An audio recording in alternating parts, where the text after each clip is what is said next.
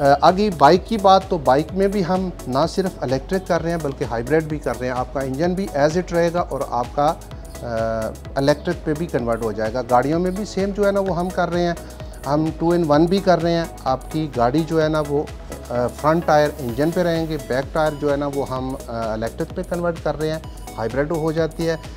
Engine निकाल के आप करना चाहें तो फिर ये वाली मोटर जो है ना वो गियर के साथ कपल हो जाएगी, जिसके साथ ये पावर देगी आपके गियर को और ड्राइव होगी, उसमें सिर्फ इलेक्ट्रिक हो जाएगी।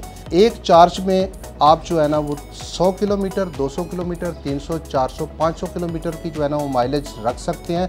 वो डिपेंड करता है कि आपकी बैटरी बैंक कितने एम्पेयर का है। वो लिथियम आयन और लिथियम आयरन फॉस्फेट जो है ना हम यूज़ कर रहे हैं। दोनों एक एडवांस टेक्नोलॉजी हैं, लाइट वेट होती हैं।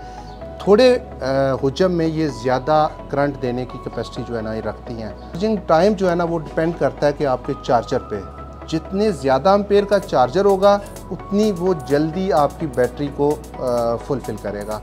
हमारे पास सोलर से चार्जिंग की सहूलत भी जो है ना वो अवेलेबल है। हमारे पास डिवाइसेस मौजूद हैं जो आप अगर किसी ने घर में सोलर इंस्टॉल किया हुआ है तो आप सोलर से भी अपनी जो है ना वो बाइक या गाड़ी को चार्ज कर सकते हैं।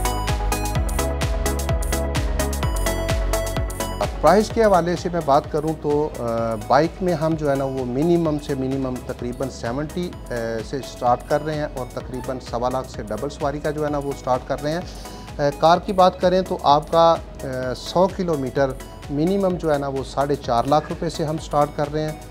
आगे जैसे जैसे आप उसकी रेंज और उसकी पावर बढ़ाते जाएंगे आपकी प्राइस भी जो है ना वो अप होती जाएगी। स्पेशल या लॉन्ग रेंज वाली तैयार करवाना चाहे वो तकरीबन 10-12 लाख रुपए में आसानी से कन्वर्ट हो जाए। मैं इस सिलसिले में जो है ना वो गवर्नमेंट से अपील भी करूंगा कि ईवी को प्रमोट किया जाए, सब्सिडी दी जाए।